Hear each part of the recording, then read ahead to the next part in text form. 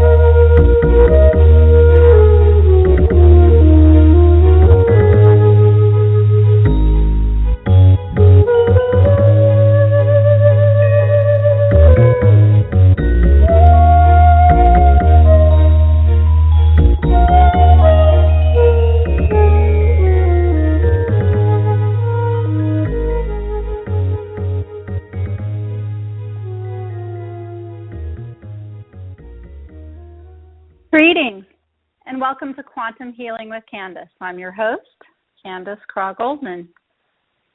This program was created to assist humans in this rapidly changing world. While it is expanding into new realms, it is based on the foundation of the late, great Dolores Cannon's work. So thank you, Dolores, for continuing to encourage us to explore new directions and new worlds. Also, thank you to Greg Prescott and Michelle Walling at N5D.com for making this show possible. With humanity's new understanding and acceptance of the quantum world and the role that consciousness plays in shaping both our individual and our collective reality, we have plenty of subject material. I am a full-time practitioner of Dolores' hypnosis method and had the honor and privilege of working with and alongside of her for several years. You can find out more about my practice of quantum healing and my consulting and coaching services at newearthjourney.com.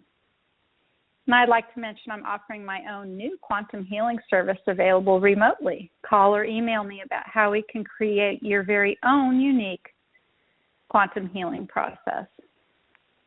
And lastly, before we get started tonight, for those of you looking for a practitioner of Dolores' method of quantum healing, you may find these wonderful people at Dolores Cannon, QHHT.com. That's Dolores Cannon, QHHT.com.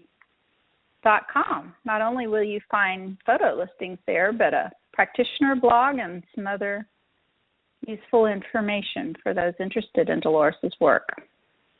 Also, if you would like to participate live on the show tonight, please call this number, 646-716-8890. That's 646-716-8890. And since our topic is dreaming and dream interpretation, we invite any listener to call in to tell us about the dreams you might have had. Today is January 29th, 2016, and this is the very first Quantum Healing with Candace Dreamscape Show. And I personally believe that the topic and the exploration of dreams is one of the most important subjects there is for all of us. And I hope that this program will be just the first of many where we explore the dreamscape's power and potential. Dreaming is the most commonly recognized means that the inner mind communicates to the outer mind. The idea that dreams are a communication from beyond the physical existence is not new. For thousands of years, mankind has been captivated and perplexed by memories of experiences arising when his physical consciousness is at rest. And these memories have become an integral part of every culture on this planet. Dreaming is a universal human language. It's basically your higher self speaking to you. So we're going to talk about all of that tonight. And joining me this evening to chat about this amazing subject is friend and colleague, fellow quantum healing practitioner, Nicole Radke. Nicole Radke is a holistic healer and hypnotist with a mission to treat the body, mind, and soul as one. She has a private healing practice in St. Joseph, Missouri called Natural Pathways. And Nicole was on a previous Quantum Healing with Candace show last November, and I'm happy to welcome her back to talk about one of our favorite subjects, the dreamscape. Welcome, Nicole. Good evening, Candace, and I'm going to say hi to everybody else out there, and I'm really excited to be back. Oh, I'm so happy that you're back as well. You know, I think, Nicole, wasn't it you and I, after we finished with our last show last November, it was after the show we just started talking about dreams together, and I said, hey, we should do a show about that, and that's kind of how this came about. We did. I think if I remember correctly. We thought we would just talk about, you know, the basic, most people talk about dreaming, the different kinds of dreams there are, maybe some resources and books, etc. And then we thought we would talk about specific dreams, maybe some of our own favorite dreams, or have you all call in or possibly even, talk about things in the chat room where we could talk about some of your dreams that you might want to have interpreted or have our idea of what we think they could possibly be about. But, you know, I'd like to start out by just talking about that at first, which is dreams are highly individual. Absolutely. The symbology in dreams can be universal. They absolutely can be, you know, and we talk about some of the things, some of the symbols and some of the ways dreams can be thought about. You know, people talk about what, for instance, water means in dreams, or what different animals or different things. But you can have your very own personal symbology in your dreams. For instance, you know, I absolutely love animals, and I absolutely love cats and dogs, etc. So a cat or a dog in my dream may, you know, be considered a friend or a companion or something like that, coming in and helping me out. But if somebody, say, had a very awful experience with a dog, maybe, you know, a dog hurt them terribly or mauled them, you know, unfortunately in their life or whatever, well, a dog in that person's dream, you know, may symbolize something completely different. So where we can talk about analyzing and interpreting dreams on a scale in that way, it doesn't always match. Would you say that, Nicole? Absolutely. Yeah, I think symbolism and dream interpretation is an essential part of your life. You spend a third of your life asleep, a third of your life in the dream world. And so there are some universal symbolism that we use, but I kind of look at it as something to get you started so that you can develop your own symbolism and understand your own dreams that way. But ultimately, it's about trusting your own intuition, too. So what does that dream mean to you? Because it is very personal in that way. What's helpful sometimes is if another person were to interpret your dream, or if you had a dream book or something like that, it gives you a different perspective of looking at it. So for me, it's always about being practical, is what's the most simplest explanation for whether it's the scene or what's happening in the dream. But we definitely overthink it way too much.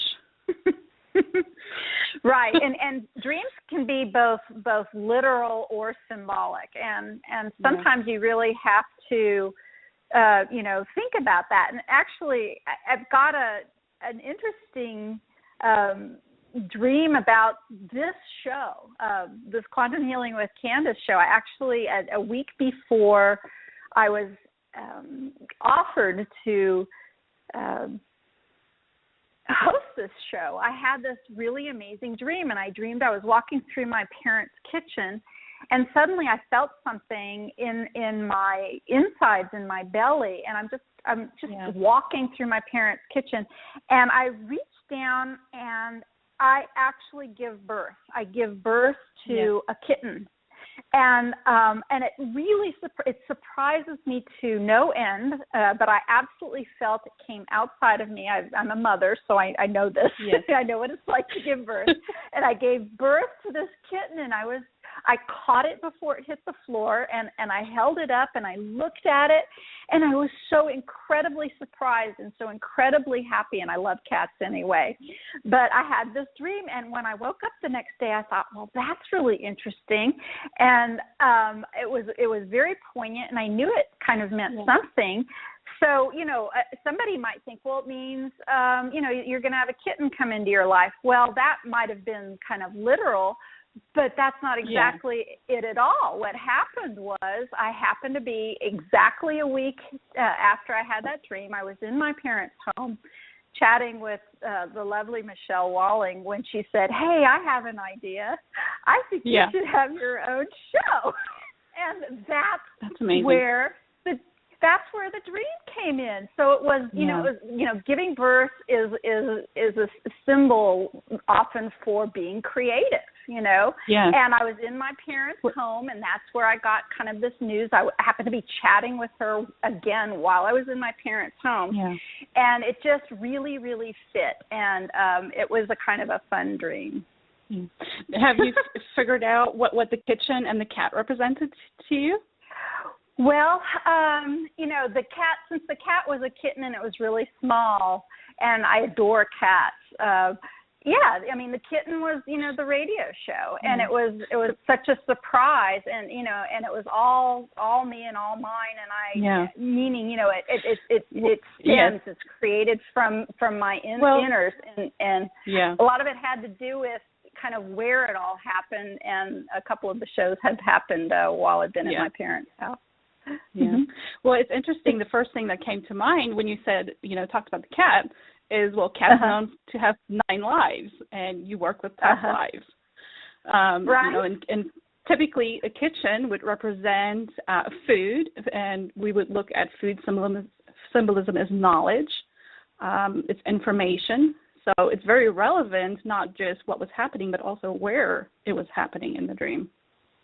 Exactly. And not only that, I mean, I'm in the middle of walking. So, you know, I'm moving. I wasn't standing still. It was mid-stride.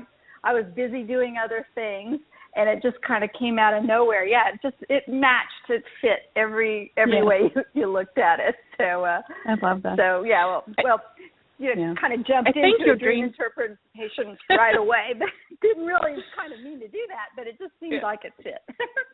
Well, it's probably where they want to take us. I think a lot of times dreams like that it's like deja vu. It's that same feeling. It's just a confirmation that wherever you are in your past, that things are moving along. I think that there's so many different ways of looking at dreams and different cultures, but I think if you think of it as in terms of your life path, we're constantly learning and adjusting. So to me, dreams are not just something that I do when I'm asleep. To me, it's a different reality. It's a different world. It's multidimensional, and we go and we explore other things. We gather that information. We bring it back and adjust whatever we need to adjust. It's just another form of learning to me. Mm-hmm. Absolutely. And have you not heard about those societies, Nicole, some indigenous ones? I believe in South America there are some societies that the village will wake up in the morning, they will gather around, and they will share their dreams, and they will base their day's activity upon you know, the knowledge that the people brought back from the dreaming world the night before, which I just find astounding as far as how it compares to the Western notion of often just dismissing dreams as frivolous or meaningless. Yes. Yeah, especially the part I'm familiar with the in Australia with the Aborigines. Actually, our dream cycle or a sleep cycle is not supposed to be 8 to 10 hours. What they're known for is they would usually go to sleep when it's sundown. They would sleep for 3 or 4 hours. They would wake up and they would interpret each other's dreams. They would go back to sleep for the same amount of time. They would get up in the morning and interpret dreams again. And I actually learned that in one of the books of an author we just discussed before through Robert Moss. And I think that sometimes if people wake up in the middle of the night and They just, why can't I go to sleep, or why am I not, whether you call it insomnia, or I think there's a purpose to being in that quiet space where you can then reflect on whatever dreams you have or meditation. It's not that you're just asleep and the rest of you, that nothing's going on. It's almost to me as if you're waking up. And when you come back, this is the dream world here. That's definitely a way of looking at it. And there's so many different kinds of dreams, aren't there? I mean, we have, dreams where they really are precognitive. They can predict or give you hints about what might be coming down the road. My kitten dream, of course, was one of them. There are some very literal dreams, very symbolic dreams. There are dreams where people who have passed come to visit you, and that's an amazing after-death communication type of place where this can happen. And I've been very fortunate myself to be able to experience that many times, and it's such a comfort to be able to do that. And there's dreams where you literally go into past lives. You find yourself in past lives or past situations, working on perhaps themes that you may be working on throughout lifetimes. If you're in battles or something over and over again, it could be that you're in a battle just in your office workspace or in your home life, but it could possibly mean that that's part of your soul plan and your soul understanding across lifetimes. There's lots of different ways to look at dreams. Yeah, there's so many different levels. Some people are very aware of their dreams, so they call that lucid dreaming. A lot of people feel that they don't dream at all because they don't remember their dreams. And what I learned fairly early on, it doesn't matter if you remember them or not, because you're still having an experience, you're still dreaming anyway. So the one thing that I would want people to take away from this is, especially if you look at dreams that you feel kind of foretell the future, especially if they're scary, that there is no dream that you have to be afraid of. There's even the ones that seem really scary or that we would consider nightmares. For me, those are the ones where the most work is being done, the most things are being released or integrated. Right, and there's places where you have to face your fears. I'd rather do that in my dreams than do it in waking life. You have to turn and look at that monster square on and deal with that, if it is a monster, of course, and deal with it in your dreams. But if you go ahead. It's also practice in a way for those things. So even if something does seem scary, there's a safety aspect about exploring the different outcomes in the dream. And so much of it happens subconsciously, but it does help you in your relationships the same way that we explore through QHHT and connecting with the subconscious in that way. It's just another way of communication from your subconscious. Yes. We talk about that a lot on our support forum, and I know that you and I probably talk about that a lot with our clients in the same way when we have QHHT sessions, that, having a QHHT session is an awful lot like having a dream. And so if you, find yourself practiced in dreaming or daydreaming, it can really help you if and when you want to explore in that way, if you want to explore your consciousness in that way. Well, tell me what you know about Robert Moss. Well, I was introduced to him through a friend of mine, and I read his book, and off the top of my head, I can't remember the name of it because I don't have it with me right now. But basically, he was just talking about the anatomy of dreams, how to begin to interpret your dreams. I did have the opportunity to actually correspond with him a little bit on Facebook once about some dreams.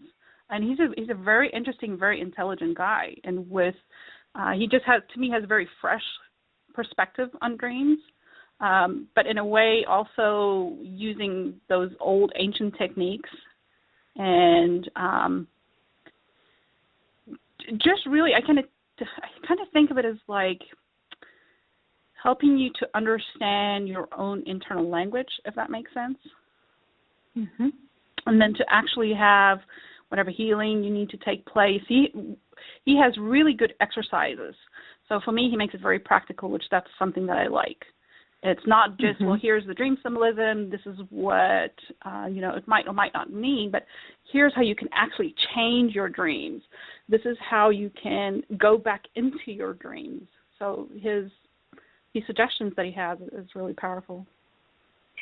He really brings a lot of validity to the experience of the dream, where the Western world kind of, shrugs its shoulders and minimizes it and says it's not that important. I think it's vitally important, your dreams. And those people who say they don't remember their dreams, there's a lot of reasons for that. And why don't you tell me what you think some of those reasons are, Nicole, and let me see if I can fill in. Yeah. Well, what kind of reasons do we not remember our dreams? The first one that I would always consider is, are you on any kind of medication that would maybe make you sleep more intensely or that might affect your dreams? That's definitely a factor. But then other than that is if you're so busy and you're so tired, just from day-to-day living and work and kids and all these things, it could be that your physical body's just sleeping so deeply that you just don't remember the experience. Other factors could be that maybe you're not supposed to remember what you dreamt, because can you integrate the information back into your psyche? There's so many different things from a psychological aspect to chemical to spiritual aspect to, and I think your belief system can kind of interfere with some of that too. If you have a very particular belief system and you're maybe afraid of your dreams, or if you've had a lot more nightmares, those kind of things, it could be that there's a fear factor involved there too, either subconsciously or. But if you think about and actually, there's ways that I've been able to help people to like kickstart their dreaming. If you become more self-aware, through meditation or just living more conscious lifestyle, you'll begin to experience more facets, more aspects of yourself. So it could also be an indicator of where you are in your self-development too. So you're not going to be overwhelmed with information. Does it make sense? Is that kind of along the lines of what you might think? Absolutely. I know for myself personally, dreaming is so important to me that the nights or the mornings that I wake up that I might not remember my dreams, they feel very strange to me. I don't like it at all. It's very disconcerting, but I do have those nights. But a lot of people will say, I don't dream. But I pretty much, when I hear that statement, say, well, just because you don't remember them doesn't mean that you're not having them. I do believe that, to remain healthy and walking upright on the planet, you kind of have to sleep and have to have the dream sequence go on, whether or not you believe or remember it at all when you get, back into consciousness awareness. Yeah, no, I absolutely believe that everybody dreams. And, I think that's just kind of your soul's way of checking in on yourself, too. There's dreams I've had that I wish I didn't remember. My husband always gets in trouble for that one. He has dreamed in. That's him, whole different character. But I think the more you want to explore who you are, the more it will be revealed to you. In the beginning, I used to be so obsessed with interpreting every dream and journaling it and writing it down. And it got too much because they were so detailed that I would write for an hour every morning if I had to do that every day. So what I've noticed is the ones that I really have to remember or that's important, I'll remember years afterwards. They'll just, there's some that just kind of stand out. So I don't worry about it too much, but if I wake up and I feel, okay, this was an important dream, then I would start looking at it a little more and maybe bounce it off a friend or so. But I had an interesting dream. You know, you mentioned that your kitchen dream. I had a kitchen dream as well a few weeks ago, and I've kind of been on this kick to be healthier, to kind of cut red meats and all the bad stuff out of my diet. And I was eating too much candy, got a headache, and a couple days later I had this dream. I was in a house, not my house, and there were people coming to look at the house because there was supposedly some paranormal activity. And long story short, there's one part of the dream I ended up in the kitchen, and I walked in, and there's this woman lying on the ground, and her head looks like she has a head injury. I'm grabbing the phone, I'm calling 911, and there's another lady trying to help me. And the next moment I look down, and instead of a person, she's a candy bar, and I'm unwrapping the chocolate bar. And I'm very lucid in the dream because I'm thinking, okay, this is weird, what's going on? And as I get her unfolded, I look back down again, and she is a grilled tomato sandwich. I can see the tomato slices with the seeds and everything in it, which is probably one of the strangest dreams I've had. But when I started analyzing it, I knew that food meant information. I knew that what types of food was important, and I knew that immediately the first thing that stood out to me is that chocolate, for me, causes migraines. So I knew that they were trying to tell me something about my headaches. And it was really about information, yeah. But, yeah, as I looked down at the tomato sandwich, the 911 operator answered, and I said, oh, no, it's okay, she's fine. But interesting, when I started researching that, there's actually a link between tomatoes and chocolate. They have the same enzyme that is said to create migraines. So I cut tomatoes out of my diet, and my headaches have gone away. So interesting. But I would never have put two and two together, you know. No. And you said it was a house, but not your house. So what do you make of that symbolism? Yeah. Well, to me, a house is, if it's my house, then it's either someplace that I feel safe, or it's my territory, you know, so to speak. Somebody else's house would just be unfamiliar territory. So maybe in a way, you know, if we think about the head has to do with your consciousness. So maybe in a way I'm trying to expand my consciousness. This is why it was paranormal, because it's unknown.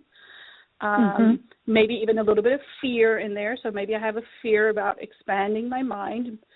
Perhaps that was part of why I was getting headaches, was just the intensity of information or the energy.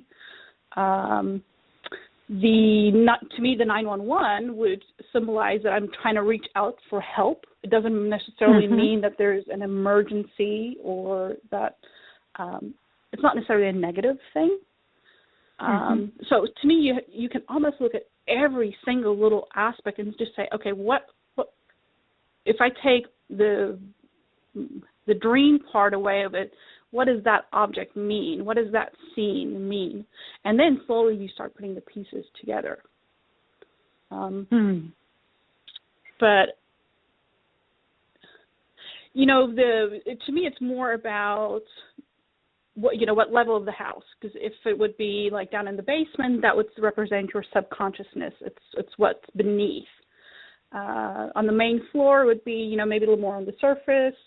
The kitchen would then have to do with information or with knowledge. So it's not only important about what was happening, but what is the whole picture, the cohesiveness of all of it tell. And I think that's the importance between dreams from night to night also, is because all in all, it kind of creates this tapestry. So you can even look at dreams, a series of dreams, and see overall what would those dreams tell you instead of just the individual ones. So there's all kinds of ways you can look at them. Yeah, and I want to remind our callers that we'd be happy to talk about your dreams too. If you want to call in, just press 1 when you call in, and we'll pick up the phone, 646-716-8890, in case anybody out there wants to talk about a dream that they've had. Talking about Robert Moss, he's this famous author who has written, I think, 23 books or something like that. Just an amazing, prolific author. Many of his books are about dreaming. He was a novelist before he got into some of this, but his story is so interesting, primarily because he was a sickly child. He had 2 near-death experiences when he was just a kid, and some of this seemed to kind of set off his understanding and knowledge of these other worlds. But Nicole and I are referencing him because he's written many books on dreaming, and one of the books that he wrote that talks about in particular, or in part, dreams, is a book that I reference a lot, especially to my newly awakened clients. And the name of that book is The 3 Only Things. And that references the onlys it's only your imagination. We hear that. It's only a coincidence. We hear that all the time. And it's only a dream. Taking all of those things and marginalizing them and making them seem insignificant. But he wrote that book, and it's just kind of a great introduction into his work. But what's so interesting about this man is, how much credence and validity he gives to these. There's many different worlds you can enter, in your dreams. And you can have shared dreams, and you can go to other lives, and there's so many different things. It's not just this jumbled place where you only talk to your higher self. It can be that, but you can definitely travel, can't you, Nicole? Absolutely. I think that's just another way of creating. We know in a way that we create our reality here. The dream world is no different than that. You can access parallel lives that way. You can explore your creative abilities. To me, it's very, very real, and it's just another facet, just another aspect of you. To me, well, maybe you can look at it as like maybe different chapters of yourself. But I think the book that I read from him was Active Dreaming. I don't think I have that one. I think I have about 3 of his books on my shelf, and I've read The 3 Only Things up and down, and but the others I've thumbed through, and I haven't gotten to know them as well as that one particular book. But what's really fascinating about this guy, he has this story that in one of his and he calls it the near-death experience. He actually was like bouncing around the surgery. I think he had a burst appendix or something. Yeah, it's such a great story. But he's looking down, and it's all bloody by his body, and he doesn't like looking at it. And he goes and finds his mom in the waiting room. He's left his body. His consciousness is gone. And she's looking really sad, and he's a kid, and he's like, well, mom's here, but she's sad. Well, I don't want to do that. And he floats out the window, and there's like an amusement park very near to this hospital. And he goes and he kind of plays around in the amusement park for a while. And then suddenly he meets these other beings, and he doesn't know exactly what happens. He kind of, and I know this kind of moves into the near-death experience realm, but, these places all just kind of cross. You know what I mean? There's I don't think you can separate them. Intersecting. Yeah, exactly. But the interesting part about this is this guy, he says he ends up kind of being adopted. Now, just listen to this. Adopted by this other family in this other realm, and he lives decades and has a family, children, grandchildren, lives to be a ripe old age into his 90s or even his hundreds in this other world. And then when he passes away as this other person, he wakes up, and it's the next day after the surgery of his appendix as a child. I mean, that's just crazy. It's amazing, but to me it doesn't sound strange, really. Maybe it's because I'm so used to, talking about all the things that we do, but It reminds me of Ishtak Bentov, who was, I believe, is a physicist in the 70s, and he explained something that would kind of fit into that. What seems like maybe moments here or a day here, time is not the same, and outside of this experience that we have, time is very different and maybe even non-existent in other places. So who's to say that wasn't a full life? And when he came back, to me, that is like the dreaming, like the waking up into this lifetime. Maybe he dreamt in that other life that, maybe it was a dream within a dream. It can get pretty convoluted, but I know that anything is possible. And to me, that's the part of the creative ability too, and living almost like two lives simultaneously. And you explored something else, came back, and okay, we'll continue this story here, and then when I leave here, I'll go and have another story. But I don't think you can separate the different realms, whether it's dream or near death. It's everything is so connected together, and we're a part of everything, and everything is a part of us. So we can only understand by separating it and individualizing it that way.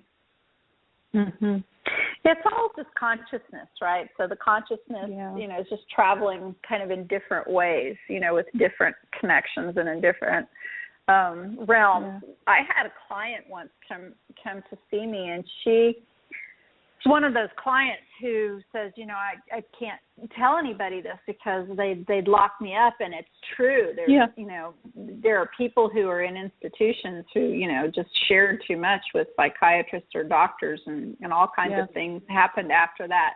But this particular woman would go to sleep some nights, and she would wake up a completely different person, another woman who lived in another city, with another family, different children, a different career, different everything, different body, different all of that. And yet she was aware of both lives. And she said it always took her about a day to remember to switch over to be the next person, this other person where she had a different name and a different career. I think she was a stay-at-home mom in one life, or pretty much, and then the other life she was like this, businesswoman carrying a briefcase, and one, they were very different lives. One was more rural, one was more urban, and then she would live that life for a while, and sometimes it would be a few days, sometimes it would be a few weeks, sometimes it would be even several months. And she'd get so used to that life, she'd go to sleep then in that life and then wake up back in the first life, and then there'd be no time that would have passed for the first person.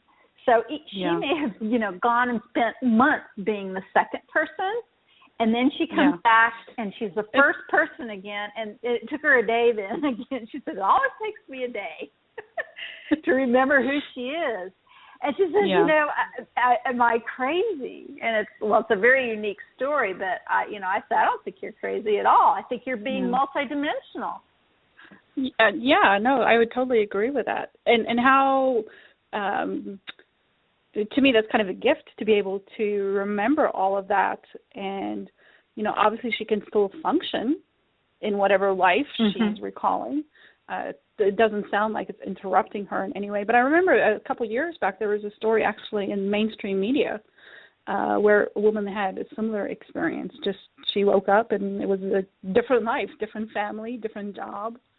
And I think it happens more often than we probably admit. I have so many people that walk in and say, oh, my gosh, I have the craziest dreams.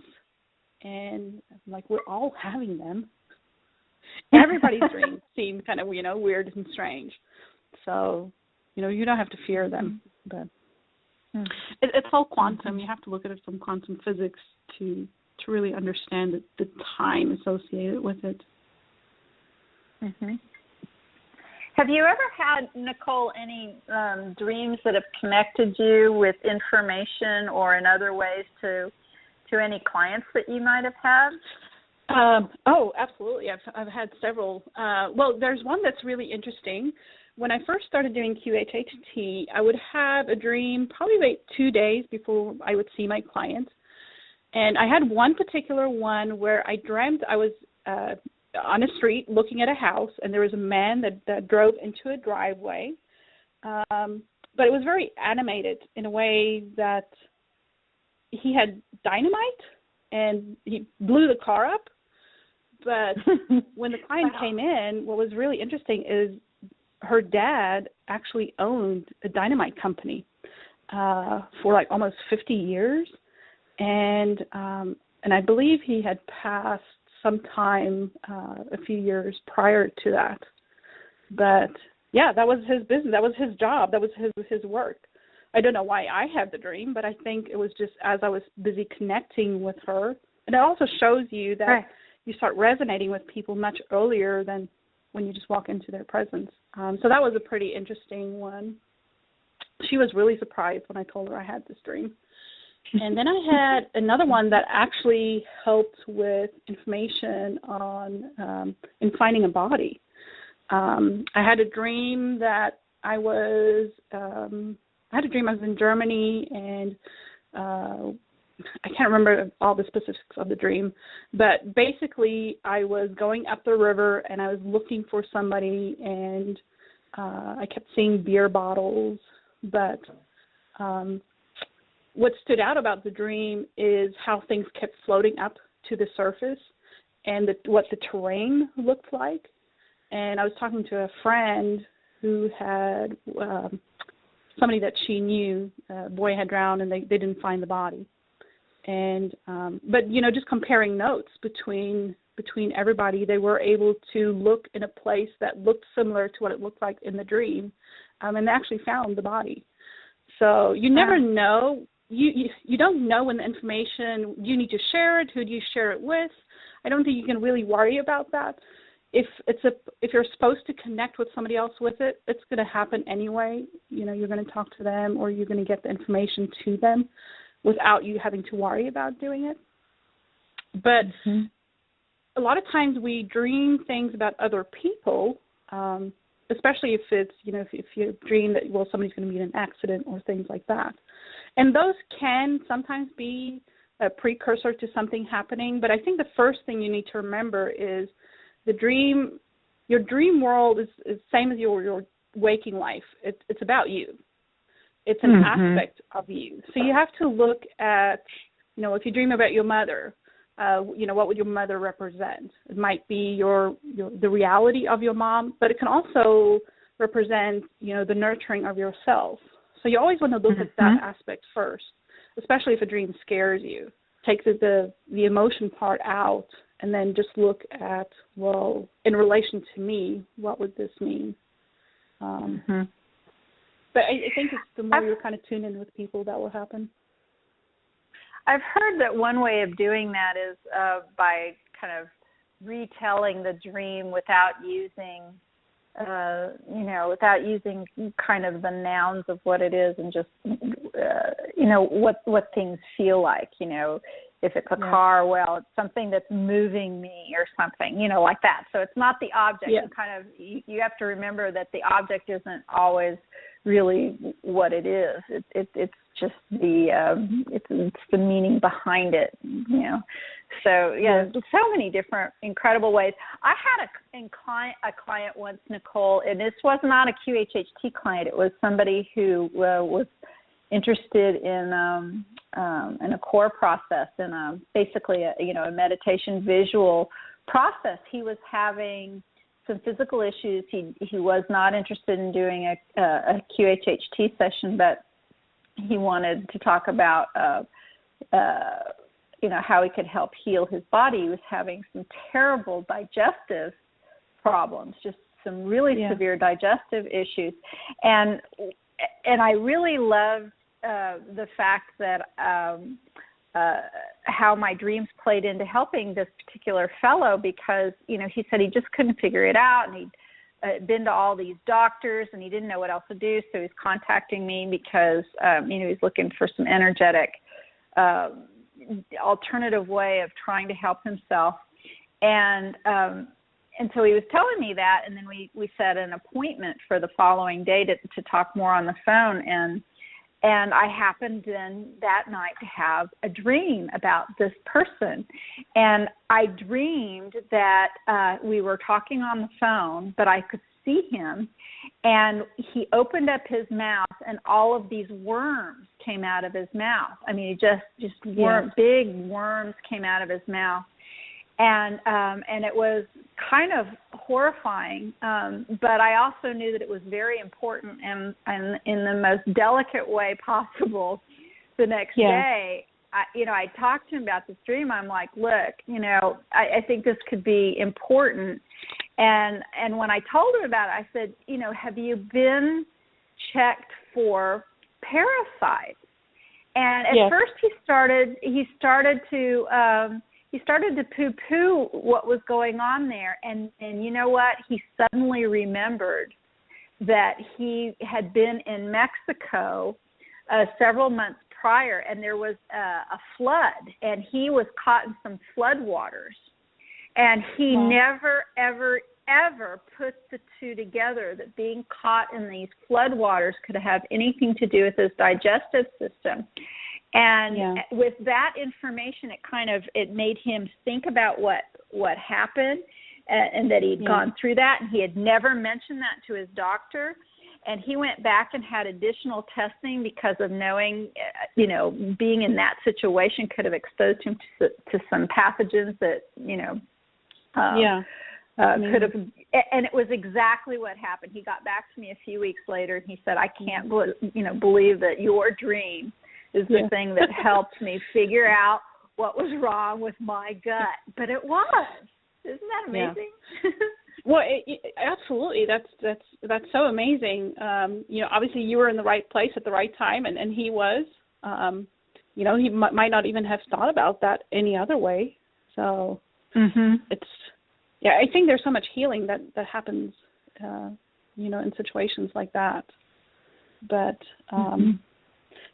what's some of the experiences you've had with, where do you think people have trouble with interpreting their dreams, from your perspective? Well, my perspective, it seems that, after the initial or often said idea of I don't remember my dreams, once you pass that, the next thing that most people say is, well, they're just jumbles. They don't seem to make any sense. And then they just dismiss them. And, I think that's a very common way of looking at some of the dreams that they've had. But that's such an easy out.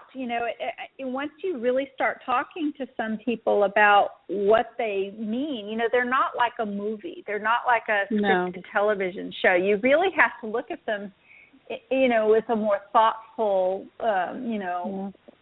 approach. And so a lot of people will say they just don't make any sense. They couldn't possibly make any sense. But when you start talking to them about, well, where are you normally? Are you in your body? Does it feel like you? And are you normally with people? Or are you normally, what's going on? And when you start asking some of the basic questions, it all kind of comes out. I think it's pretty. No, I think that I would totally agree with that. I think that people jump the gun, and they look for some very deep inspirational meaning when it's really just very obvious and on the surface. Those dreams that kind of seem like they're jumbled together, I would look at them as maybe individual dreams. Again, take each part and separate them out, and then afterwards you can look at the big picture together. But it's definitely a journey, like everything else. The more you look into it, the more you'll understand it. I think that your dreams it's a great way of just exploring. It's just exploration too. Every night before I go to sleep, I am absolutely excited for my dreams because I know I'm going to experience something or go somewhere that maybe I haven't been before, and I just set that dream intent I think that made the biggest difference in my dream, is just setting the intent to dream. And now I don't even have to do it consciously anymore, or setting the intent to remember the dream when you wake up. It just kind of sends that message out there that, okay, I'm ready for more. Give me more. I can handle it.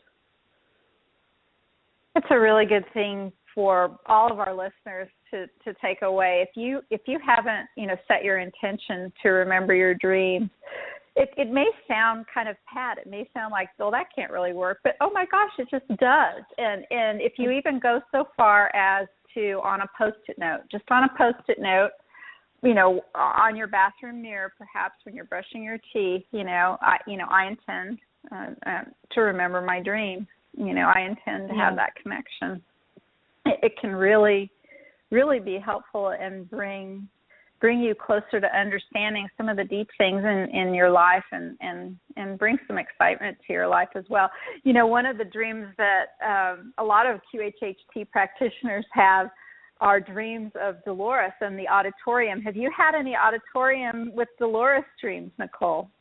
I haven't had the auditorium dream, but I have had dreams where I would hear her voice. There was one in particular that stood out that was really more like a daydream for me, but it was just very, very clear what I heard her say. Don't forget about me, tell everybody about me. But it was just in such a way that, this is important, keep going. But she shows up in our sessions all the time. Somebody would have a message from her. So I think she's kind of helping us steer from the other side. Absolutely. But I think you have to, setting that intent before you go to sleep is important, because if you go to sleep and you're tense and you're tired and you're kind of in a negative frame of mind, then you're not going into it with the right attitude, and you're going to wake up and you're going to feel tired still. So it really affects how you feel overall too. And, you can program your dreams. You don't even have to make it be, I just want to remember my dreams, and then have it be willy-nilly. You can program your dreams to solve certain problems, or to bring you clues and, answers, and have help in your lives. You can ask for visitations from people who are alive or who are dead, or people from other lives, other worlds. You absolutely can do that, and you may not find something happen right away, but if you keep at it, you'd be surprised what can happen when you program yourself to have those kind of dreams. Yeah. Some of the dreams. Well, you're in control. Yes, you really are. And of course, there's that control. The dreams where you have the most control are the lucid dreams, and they are a lot of fun. And most people have experienced at least some vague sense of being lucid in dreams at least once or twice in their lives. And the lucky ones do it more often than that. Can you lucid dream very regularly, Nicole? Much more now than I used to be able to. And the way that I recognize it is I'm aware of my thought process. So as I'm dreaming, sometimes I'm aware it's a dream, other times I'm not, but I'm aware that I'm thinking, that I'm observing and making decisions. So I'm not one of those lucid dreamers where I necessarily change the situation or the scenery. I'm just very aware of the mental process. Although I did have one where I saw aliens coming out of the cornfield towards me in my dream, and I just immediately in the dream became afraid, and I had a thought. I'm like, no, I don't have to be afraid. I can change this. You can change the way that they look. So they had long trench coats on, and they opened it up, and there were two stacked on top of one another. But it just in the moment they reminded me, no, you can change this. It doesn't have to appear scary. Right. So, go ahead. Oh, and the same, when you set that intent before you go to sleep, you're laying there, your eyes are closed. Why not make use of the time and begin your dreaming? Start thinking of something. Put yourself in a situation or, in some place that is, kind of cool to be at. and jump started that way. But most people will find if they do that for a week to 2 weeks, they'll notice a difference in the way that they dream and recall it. It doesn't take very long. You really do have more power over your dreams than you might think. And one thing that I like to think about dreams is think of them as a place to go for healing, no matter what it is that's going on in your life or in your world where you would, enjoy some healing. You can create in your daydreams, you can begin to create thought forms that then you can go visit in the dreamscape. It's kind of like, pre-building your dream during the day. And which is, another reason why I learned a long time ago. I do not watch horror movies of any kind. I don't do anything like that. I mean, my imagination is way too filled with stuff anyway, and that's why I don't watch the news. I don't do any of that, and I truly am very blessed. I have very few, scary or awful dreams or nightmares. I did have them as a kid. But I learned about my nighttime adventures so much so, later on in my life, I realized what affects them and what doesn't. So I totally stay away from those kinds of things. But I really love the idea. I mean, I've created this amazing healing. I have a whole healing island that I've created for myself over the years, and it's got a dock, and it's got a path. It's got a waterfall. It has a temple, and my temple is open air, and there's all these incredible animals up there, and there's this bed that I can lay in that's kind of like a lounge chair, but it's kind of like a bed, and it's always, I'm surrounded by archangels and other healers, and I go there when I've got some sort of physical or other issue that I'm looking for help from my seen and unseen beings, and over the years, there's incredible consistency for me by having this place, and everybody can make that. You can have your own healing place like that. Yeah, and it could be whatever you want it to, whatever you need it to be. It can be that. Yeah, I would like to, kind of talk about what some of the symbols typically mean in dreams to maybe get people, thinking in that direction. Sure. Because for instance, I think about cars, and so many times we dream we're either in a car or, we're driving, or sometimes you drive and you want to slow down and you can't brake or you can't accelerate. If you think about a car, this is how I judge whether there's a good dream book or not. As I flip it open and see what it says. So your car is your vehicle. That's that's your body. It represents your body. Then you can see, are you in the driver's seat? Yes, I'm in control myself. Are you in the passenger seat? Are you in somebody else's car? That's a good one to know. Very practical. Then if a car is on the road, this is a path. You have to look for the movement in the dream. What action is taking place?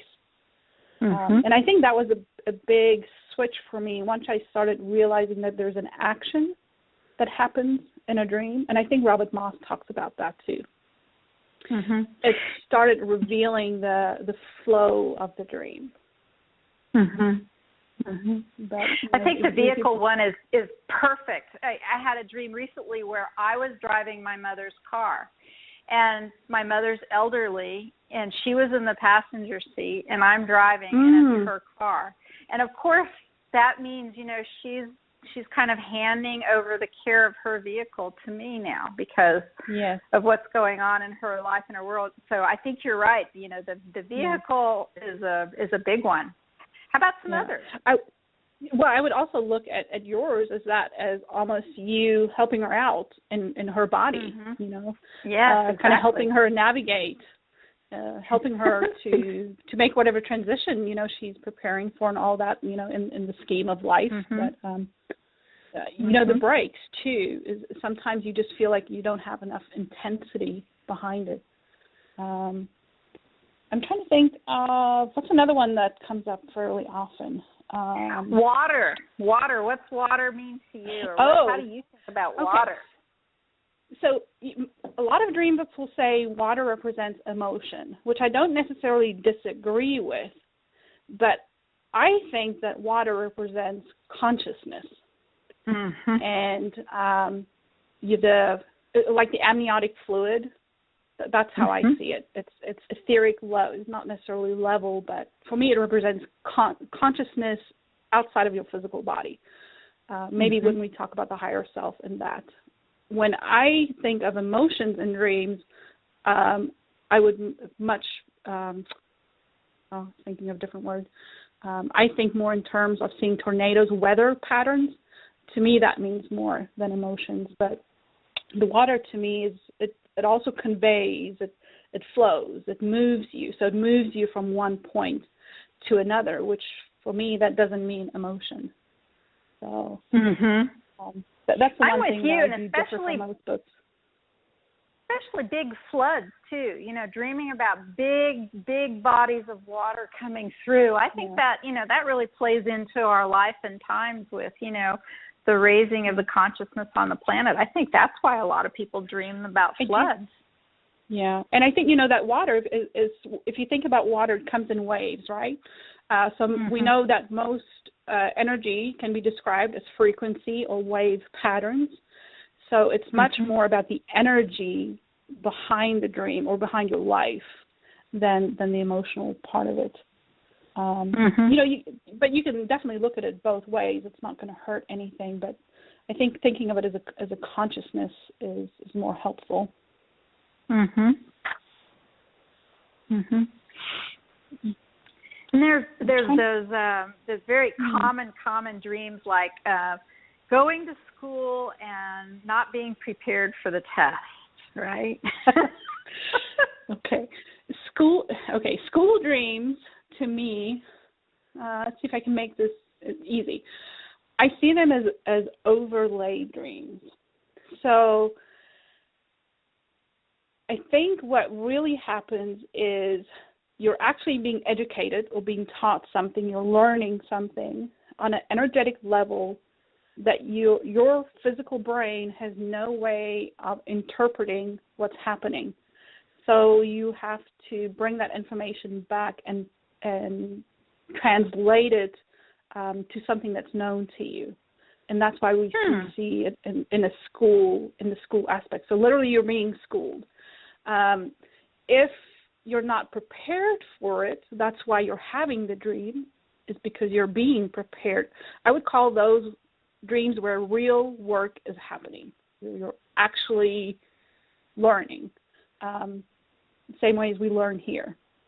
But I don't think we can, I kind of see it as an overlay dream, or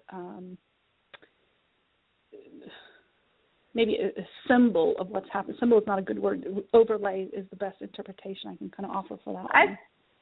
That's really interesting. I haven't thought of that before. Hey, Nicole, we finally have somebody who is raising their hand. Can we set aside our typical dreams and pick up a call? Sure. So I'd like to answer the person who's got their hand up over here in the call list, and it's area code 313. It's area code 313. You are on the air. Hello. Who am I talking to? My name is Vaughn Robert. How are you guys doing tonight? Hi, Vaughn. We're doing good. We hope you're doing well. I am. I'm actually a fellow blog talk show host as well, like you guys. I actually got on you guys searching, through, how you go on the dashboard and you see the people who follow you, it shows other shows. Well, I actually come across, I know of N5D through Facebook. It's one of the pages that I liked, and it came across. When I saw you guys on Facebook, on Blog Talk, I was like, I need to get on that right there. But right now, you guys are in my Kool-Aid right now on this dream thing. Because I'm one of those guys who we were speaking about earlier in the show, who for a long time, I mean, this is like recent history. I didn't remember dreaming, even if I was dreaming. But until recently, I'm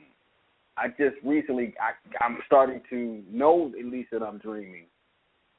Matter of fact, I just finished my show a couple of hours ago, and I was saying something about I don't know where I got this from, but when I went to sleep, when I go to sleep sometimes now, I say like a couple of days ago, I was like, I want to constantly remember my dream and what it's actually meaning. But I remember in one dream this week, somebody handed me a book. I don't remember who it was, but I remember I think it was a man figure, and somebody was handing me a book, and it's actually sitting in front of me right now. But it looked exactly like it looks now. I hadn't seen the book in like 4 or 5 years, through some travels and stuff that I was doing.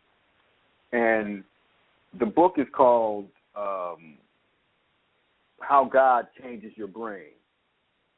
And I was able to get into it. Yeah, I was able to get into it this past week, about just like 10 pages, and I read it a little bit about 5 years ago.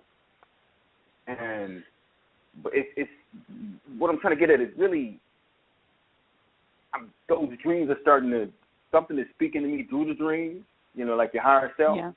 But even when I couldn't remember my dream, I was still at the point where right before I wake up, I could hear or feel something giving me clear instruction, like a breakthrough or something. I may be having a little bit of trouble understanding something, or whatever the case may be, might be going through something, and it's while I'm sleeping though. Yes. I'm kind of the mindset that right now we're actually asleep. It's like we're in the Matrix or like or Avatar. Like we're in that right now. When we go to sleep, it's when we disconnect from that machine and we go to our true place of where we are. Actually are, because, all of this as within, so without, your 5 senses are pretty much nothing more than interpreters for what's going on with inside of us. You know what I'm saying? But the dream, I don't know exactly how it, the awakening process is like that for different people. So can I ask, so you had a dream that you received a book, and the book was about dreaming? No, it was about how God changes your brain. I remember the book. Changes your brain? Okay. Yeah, how God changes your brain. What it basically speaks to, as soon as you contemplate anything God, your brain automatically starts to make new dendrites and neuron connections and things of this nature. So that actually, in and of itself makes it so. Yeah. But it seems like there's a lot going on there. Yeah, it's always something like that with me. I got to go to work in a little bit, but I wish, to me, I'm actually endeavoring to get to a point where I don't have to actually do that.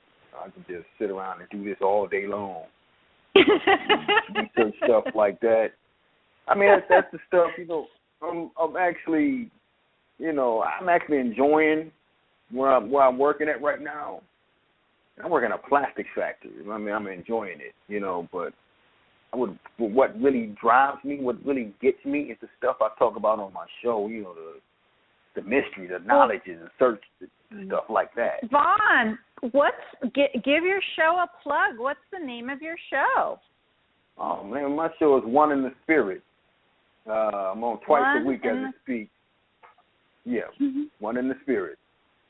Well, thank you for telling us what your show is. What kind of things do you talk about? Well, on the Sundays, actually, it's One in the Spirit because it talks about the interconnectedness of all things.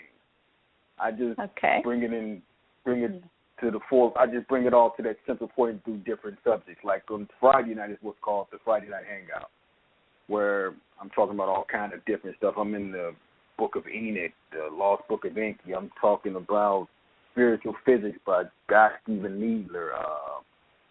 Things from the what is it called? The dialogue with the hidden hand, which is talking about the infinite one becoming aware of itself, seeking to experience itself, and the one infinite creator is born, stuff of that nature.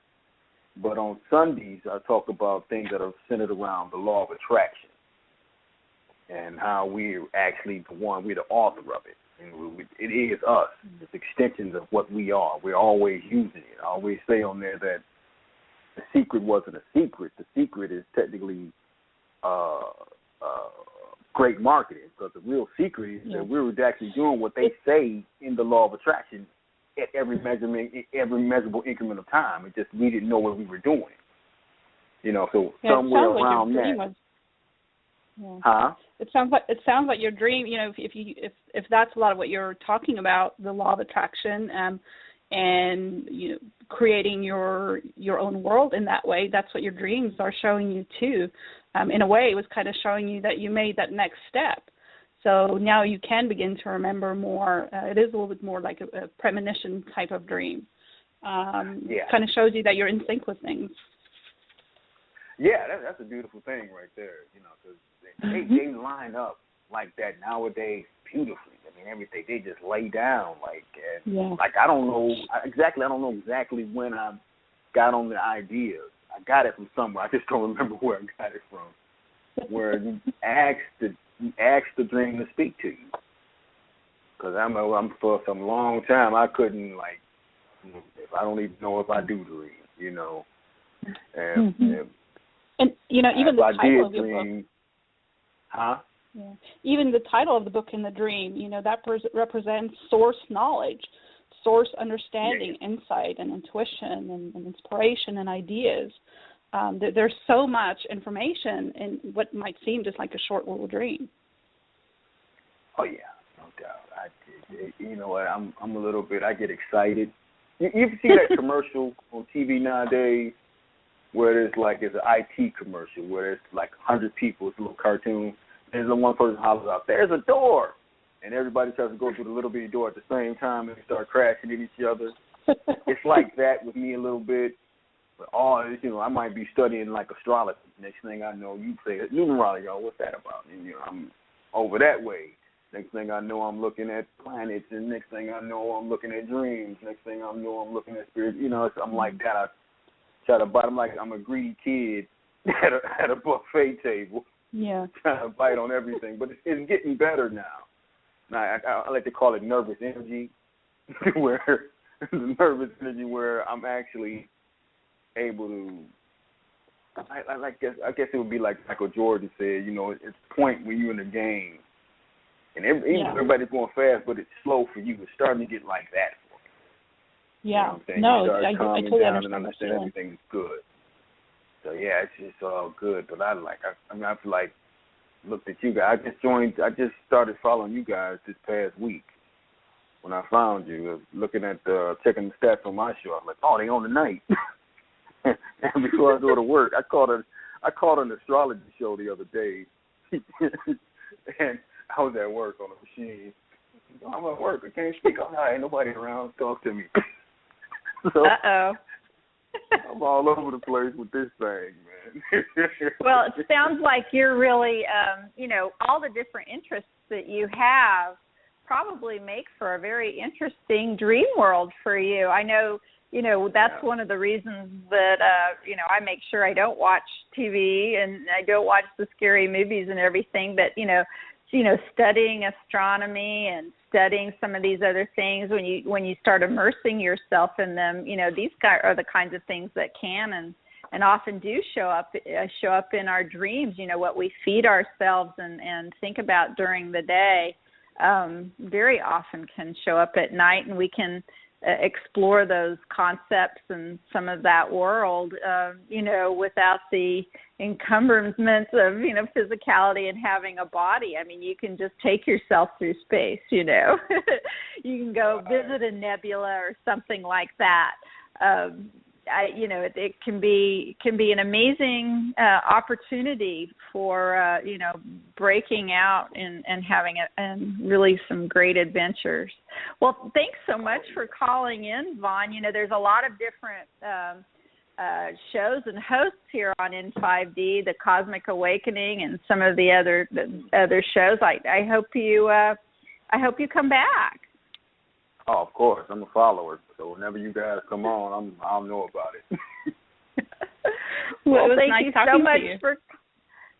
so much for calling in, and I love that. I may have to go look that book up, How God Changes Your Brain. Thanks so much for calling in, Vaughn. Yes, ma'am. Pleasure's mine, ma'am. You have a great evening. Thank you again. You too. Well, how fun was that, Nicole? How God it amazes your brain. Yeah. And it was just interesting listening to him talking about, like, look at all the synchronicity that he was referencing in his life. There is something that he mentioned, it seems like there was kind of the shift that happened, and he just seems to be remembering them more now than he used to. That's true on many levels. It seems since about December 2015, we've gone through this shift, I would say an astrological shift, if you want to look at it from that perspective, where the time is here. We are more conscious. Those channels are open, and people's switches have just been flipped into the on position, so you better be ready. But it's an exciting time too, because it kind of tells you that you're stepping into that new world. I think that also brings up an important point of looking at dreams with children, because kids tend to have more scary dreams. And that is just because they feel more vulnerable, as a child. Your world that you live in is a little smaller. But I think it's important for parents to be able to help their kids by talking through the dream. I remember my daughter telling me about her dreams one night, and she said, she was probably about 6, she says, when you go to sleep at night and you just kind of walk around town, and I'm like, no. You do that? It just fascinated me. It sounded like she was astral projecting. And so it's like, oh, yeah, I can go wherever I want to go, and I'm walking around town. And they just take things for granted so easily. We don't need to explain the mechanics of dreams to them. But it's just another way of them adjusting into their environment. Babies sleep all the time. Why is that? It's because there's still an integration of the soul that's happening at that point. They're still learning a lot more on the other side. And as the physical body grows, they can adapt into this life easier. It's not just that, okay, you're the moment of birth and here you are in all your full glory. It's a process. You enter that way and you also exit that way. And a lot of the dreams that we have prepare us for the eventual exit of our life. So when you have a dream about, maybe dying or somebody else dying, some of it is just practice. It doesn't mean it's going to happen tomorrow or in the next week. Scare yourself with it. But, a lot of times we don't know what to tell kids when they have a bad dream about the boogeyman. Right. Yes, that's a really, really good point. That a lot of times what you're doing is you're giving yourself a safe arena to contemplate these things, even if they aren't imminent. It's a way of making yourself feel either prepared or sovereign or strong. So it's just another layer, another way of looking at it. Yeah. Absolutely. And don't forget the love factor either. What is it as a mom? What's the first thing you do? Is you put your arms around your child and you're like, it's okay, I love you. That's all that they need. Whatever the disturbing part of the dream was just something that made them maybe feel threatened or, maybe just not feeling as loved, at school or love will fix so many different things. Everything. Sure. If you come from a place of love, then you don't have to have the rest of the information necessarily. I mean, how many stories, how many dreams, how many movies, how many things have we had offered to us, shown to us in this way, whether it's a dream world or not, that if it's threatening you, if it seems big, if it seems looming, if it seems, like it's accosting you, rather than being fearful of it, rather than fighting it, if you try sending it understanding and love, very often it just melts, right in front of you. It just disintegrates, and then it's no longer a threat for you. It's the dream world, the dreamscape is a great place to work these kinds of things out. So I want to tell you about a dream I had just a couple nights ago. It was an auditorium dream, so I expected Dolores to be there. And it was the biggest auditorium that I'd ever been in. It was like a Super Bowl kind of auditorium. And it was packed. I mean, it was so packed. Everybody was in the seats. Everybody was, on the steps.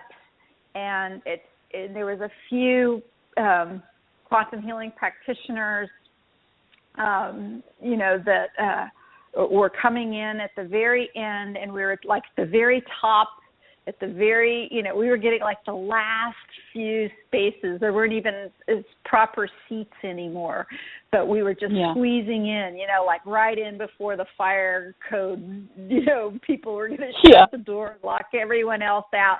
And the place was just bursting. And it was like the whole entire audience, auditorium was holding their breath, and it was like the whole auditorium itself was breathing, and we all were kind of weighted. We were all like holding our breath, waiting. And I don't know if it was like Dolores Cannon, and others, or if it was just going to be her, and it was really quiet, and we were early. We were just early. I think that is. And Dolores wasn't there yet. So, I mean, I'm fully expecting to have this dream either again or next time when she does come out, or when something happens, but really nothing happened. It was like we were all waiting, but there wasn't anything quite there yet. Now, how would you interpret that dream? Well, the first thing that comes to mind is just, the theater, the auditorium, that it's the audience, but also it's a place to gather. So, think of it as a convention. I think that you connected with other people in the same place, whether maybe they remember, dreaming of the auditorium at the same time or not. But in a way, in that realm, whatever world you're in, we're all connected, or you connected with other practitioners, other healers, other energy workers. And to me, the silence part is just that we're just waiting for the right moment. Everybody's prepared, everybody's ready. And the fact that, Dolores didn't show up yet in the dream, that it was still coming, shows you that there's still a little work to be done. There's still a little time left. But I just think of it as a gathering place. And that's how you experienced it. Somebody else might have experienced it in a very different way. It's not, for me, this auditorium is so familiar. I don't know if you read the book, The Application of Impossible Things, Natalie Fudman's incredible book. I have not. If you haven't, I so recommend this book. It's very thin. It's also very cerebral. You must read it slowly. There's so much there's not one wasted word in that entire book. It's all about her magnificent near-death experience that she had. She was in Iraq and was in a vehicle that went over a bomb, in the road. Wow. And she was transported to this place. And what I love about hers, and there's so many fabulous, we're kind of getting off track a little bit here, but it really does play into the auditorium thing, dream world. She was sent to this auditorium in a split second in her near-death experience. She spent, eons of otherworldly time in part, in great measure, in this auditorium. And so anyway, I highly, highly recommend her book because it's so different from other NDE stuff. there's great NDEs out there that talk about the emotional heart connectedness, this, the love tsunami thing that happens when people kind of, leave their bodies and come back. But what I love about Natalie's is it's none of that. It's none of that at all. She very cerebrally looks at the information that was given, and there's some very funny parts to it, and there's some very endearing parts, but there's not a lot of that kind of lovey fluff stuff that that I find can be, because let's face it, NDEs, my gosh, of course they're emotional, and they can be, but I think some of the writing out there is, well, at least for my own personal taste, can be a little much like that.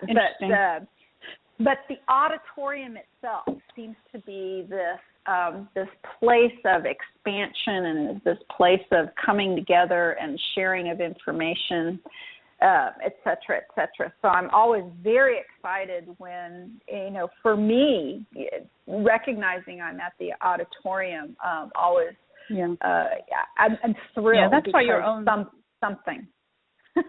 That's why your own interpretation of what that means is so important. I think we have somebody that's is in the chat room that's been on hold. Okay, cool. All right. Let's see, MJ.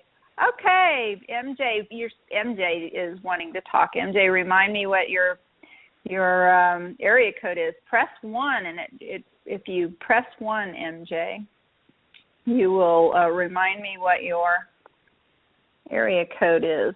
I think she's the 970 area code, but I'm not sure. She's pressing 1 in the chat room. MJ, you have to press it on the phone. You're the 970. Okay, that's funny. That's funny. There she is.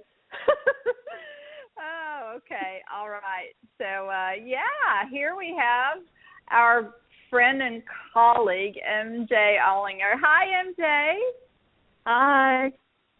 Hi, both of you. Sweetie. Been so listening. Good to hear Great your show. voice, MJ. Thank you for calling in and for being here always. Yes, thank you. I have a reoccurring dream that I would like for you to give your spin on interpretation. And the dream is I travel. I'm always traveling. And part of the travel, I do some teaching. But when I go to find my room at the hotel, I don't have a clue. Okay. And the other part of that was the whole travel thing. It occurs constantly that I can't find my airline tickets. Okay. Anything else about the dream? This is kind of bits and parts, but there's some reoccurring to the point where I think it's at a certain time, and I get there and I have to wait for the next plane. Okay. It's frustrating because I can, in my dream, I look down and I'm just trying so hard to see what my room number is. I think that right there kind of sums up the frustration part of the dream. So there's a couple different ways I would look at it. The first part is you're traveling. So the same way I was saying earlier that we're actually out doing things, we're participating in other experiences. So given that you're a practitioner too, you're just teaching on a different level. A hotel in your dream would be someplace temporary accommodation, right? Somewhere where you just kind of hold over for a moment. The interesting part comes in is when you keep trying to find your ticket or you keep trying to find your way, literally you're just trying too hard. You just have to kind of ease up on it. You know, you have to, if you think about, airline, what an airplane would represent, the ticket would be access to flight, access to traveling great distances. So it's not you're just getting in your car, you're actually traversing a great amount of space. But that, you're physical subconscious is trying just a little too hard to get you to where you need to be. And that's part of what you're learning on the other side too. So there's a duality to it. You're teaching and you're being taught at the same time about, you know, how do you integrate, how do you find that balance between both worlds. Well, that's interesting because two specific personal QHHT sessions, as soon as, you know, well, I don't even go to the cloud. I go right to source. Yeah. And I'm out of body. And there was 2 sessions that I did not want to come back into body. Okay. And I'm wondering if this is related, triangulated somehow. I think so. When you talk about that, what comes to mind for me is that you have a way of accessing source directly that maybe in a way you don't necessarily need some of the steps along the way, but because you're having the experience as the person that you are, maybe part of that is learning that even though I have access to everything, it's still important to follow the process, to go through the steps because it's the journey and not necessarily the destination. So you would definitely look at that in relation to, you know, what's going on in your life, you know, big picture of where do you feel the flow of your life and your interests are going. But yeah, you have to look at the hotel aspect. It's a temporary space. So by not finding, you know, the ticket or not finding your room, it's almost in a way kind of forcing you to explore that area a little longer than just going directly to the room. So it keeps you in that space too. So does that kind of make sense? Yeah. Yeah. So the fact that it's reoccurring is important. Every so often, you know. If this were my dream, I might, you know, I kind of got a visual when you were talking about the room that, you know, you finally get to the hotel, but you don't know, you know, where your room is. And you were starting to say something about looking at your key. You're looking at your key, but you can't see anything. Was that? Yes. Interesting. So the visual I got was, you know, that there's this place, you know, this, and I like Nicole's sense of it, this temporary place with all of these, you know, let's say cubicles or options or rooms. And, you know, you're just not sure which one is yours, but it's very kind of impersonal, you know? It's like an impersonal place. But it's this impersonal place where you know you need to be temporarily, but you're not seeing even where that is right then. And that's really interesting. Yeah, it's like a phase. Do you ever have any variations on the dream, MJ? Does what changes with it, if it ever changes? It's usually an intense few seconds as, you know, they fly by, but it's such intensity. It's I don't panic, but it's that's usually the dream itself. Is there any color in the dream? Do you ever recall any color? Green. There's shades of green when it's the hotel, but when it's to the airport, it's like I'm going through this great big tunnel, and you got to go through this security, and it's all charcoals and different shades of grays and blacks and stuff. Okay, because that's interesting. It's kind of guided to ask the color question, you know, because green we associate so much with a heart, but it can mean so many different things. It could be, you know, it's a very spiritual color, and the fact that you're going through the tunnel, so to speak, and you know, when we think about the light at the end of the tunnel, To me, that would be the source part of what you connect with. The gray colors would perhaps be, in a way, maybe the dream is helping you to navigate through fears or concerns or the unknown factor. Candace said, about these different choices, these different options. In a way, you're trying to navigate your way through that to overcome those things or to work your way through it. But gray represents balance too. It's right in between black and white. So in a way, you're exploring all these different things to facilitate balance in your life and also facilitate the balance between the worlds that you encounter that way. Oh, that makes sense. What I really love though is, you're moving. You're trying. You're trying. You're moving. You're going. Yeah. You're making plans. You're not stuck anywhere. You know what I mean? You're on the move. Yeah. You are on the move. Yeah. Oh gosh. Well, I have another dream I need help with. Oh, good. And let's hear it. Okay. But I'm going to have to be very general. Okay. Because it involves a person. And this person that shows up is of the male side of life. And when he shows up in the dream, it's always like in a guardian type of,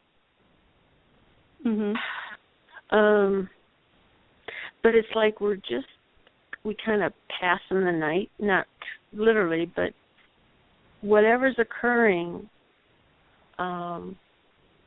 he's calling without being verbal. I don't know how else to say this. But it's such a comforting feeling. But the person that shows up in the dream is an actual person that's living currently. Okay. So the fact that you feel the comfort part of the dream, to me that would show that you're connecting with some type of guide aspect, some type of sense of that. The reason that the person looks familiar to you, and the way that you can interpret that is, what would that person represent to you? So one is, what's the relationship, between you and that person, and also what's their character. When you think about them, how do you perceive them? How do you perceive their views and their values and their character, and see how that person is reflecting something in yourself. I'm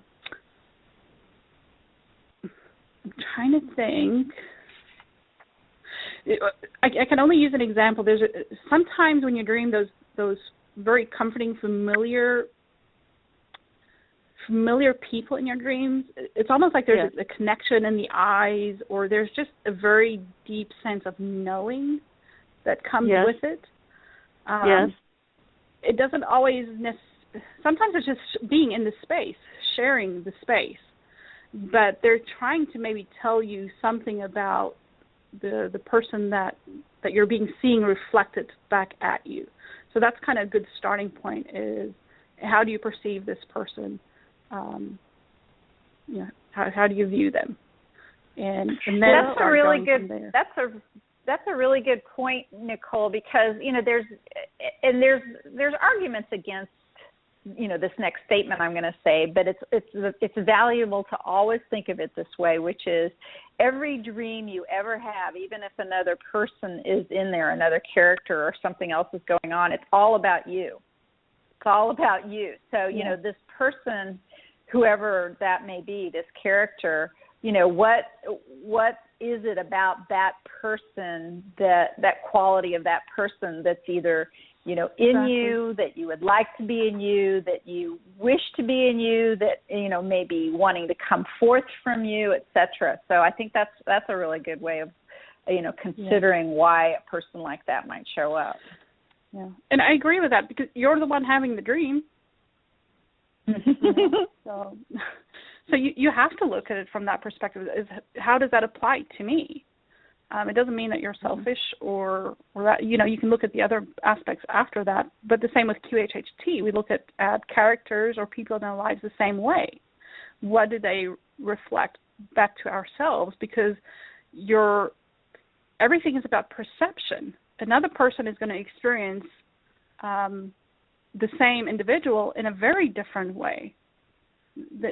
Nobody sees another person the same way that you do, so it is important to the self aspect of that. Well, is it when people experience a similar scenario, is it our subconscious that are drawing that genre of personality into our dream? I don't think they're drawing their personality into the dream, maybe in the way that you're asking the question. I just see it more as there's something relevant about that character. What's the 2 or 3 main things that stand out to you? You mean about the person? The other thing that is also interesting when you look at that is if it's somebody of the opposite sex. Usually that represents your subconscious if you look at dream symbolism. So if you're dreaming of somebody of the same sex, that would be representative of more of your conscious state of mind. So yes, in that way, it is your subconscious reaching out to you, but it's a little more. It's a little more than that. Is it a counterbalance? I would think it's a way of supporting you. Yes. Sometimes when we see people that we know in our dreams, we tend to, and I'm not saying this is in this case, but sometimes we over dramatize things. Is we add the emotion and everything else in it because we know that person, in some cases very intimately. You have to be able to step away and say, okay, on the surface, let me start there. What would that person represent? It's just another aspect of you. But sometimes they represent very beautiful attributes or talents that we don't see in ourselves. And your dream is a way of introducing that to you. Right. And, and this person, may be someone in your life or someone that there may be something about them that you either, very much admire, or there's something about, their strength or something like that, something that you connect with that you might like to see, more developed in yourself or more brought out in yourself or something like that. I mean, that's certainly one way of looking at it. At least it gives you, a beginning place. Yeah. Okay. Yeah, it would be. And I have one last question. Go ahead. Well, you guys are really good. Thank you. And that is, and I hope the listeners are benefiting as well. There was another dream that I would have, and it even through childhood every so often, and it was about a horse. I didn't live on a farm or anything, but it was a horse, and a beautiful black horse. And I'd be like getting busy, and all of a sudden in my activities, it would be days later, I'd discover, oh my gosh, who's taking care of my horse? And it was neglected. So I took that as I was perhaps neglecting or not paying attention to my own type of spirit. Yeah, or something within you, very powerful in you, something very powerful in you that needed running or expression or something. But that it was black. I mean, that's interesting too. That could possibly be, one way of looking at that is shadow self, Okay, that was another that thing. mysterious side of you. Yeah. Yeah. I wonder if there's a past life connection with that too. The worrying about whether the horse is taking care of that. But yeah, the color would be. I learned something interesting recently in a QHHT session about colors and how they represent different emotions. And so many times we try to separate emotions out. We try to, pull them apart, and you really can't. It's like the rainbow. They all kind of flow into each other, and all together they make white. So maybe the absence or something, would be the opposite. That would be the black part. But yeah, to me, there's just a sense of strength and mystery about it. But yeah, I wonder if there's a past life connection, especially since you had it, so early as a child when it started. Okay. Well, my what affected me was I felt the animal. I would never harm an animal. Let's just put it that way. So in my waking state, when I think about that dream, sometimes I just get teary-eyed because I thought I could never have neglected an animal. Yeah. And yet, it pushes. Yeah. Okay. That's not that animal. That's you. That's something in you. Okay. I mean, that's just just having to take care of yourself. Take it. Yeah. Yeah. No, I would agree with that. Just the aspect of something taking care of you. Yeah, but something big and powerful. Something big and powerful. Again, movement. There's move. What can horses do? Horses can take you places in a hurry, in a very powerful way, and in a magnificent way. This isn't a tortoise. This isn't you know what I mean? I mean, this is a horse. Yeah. And they're magical creatures just on their own. Ask me, I've got a few just right outside the window right here, and I'm so in love with them. But they, I love that dream. Of all the three that you shared, I absolutely love hearing this one. MJ, thank you so much for calling in and letting Nicole and I go to town on your dreams. We can only interpret them from our own perspective and take all of what you heard for what that's worth, and it may or may not be on the money for you. Sit with it for a while and let us know. Well, I think the two of you, your perspectives and your knowledge has really helped tremendously, helped me look at it perhaps in a different light as well, and that's what this is all about, So that's wonderful. Exactly. I think that's what makes us happy. Yeah, sharing dreams like that, even, just at the breakfast table with your family sometimes if you, have a family or somebody like that you can do, getting somebody else's perspective, either solidifies your own idea or gives you a new way of looking at it that you might not have thought of, which is why I absolutely love doing this dream analysis, and I've had a really great time doing this with you, Nicole, tonight, but we're kind of running out of time. Yeah, this was a lot of fun. I really enjoyed it. I just want to kind of add too with the horse, and when you look at animals in your dreams, same way as people, you can always look into the spirit animal interpretation or meaning of it, but the same, what is the characteristics of who shows up in your dreams? Yep. Great dreams indeed. Okay, well, thanks, MJ, and thanks all of you who called in tonight and who've been sitting in the chat room, and those of you who might listen to this show in the future. And thank you so much, Nicole, for being here. Please tell our listeners again how they can find you in the future. Thanks. Well, thank you so much for having me.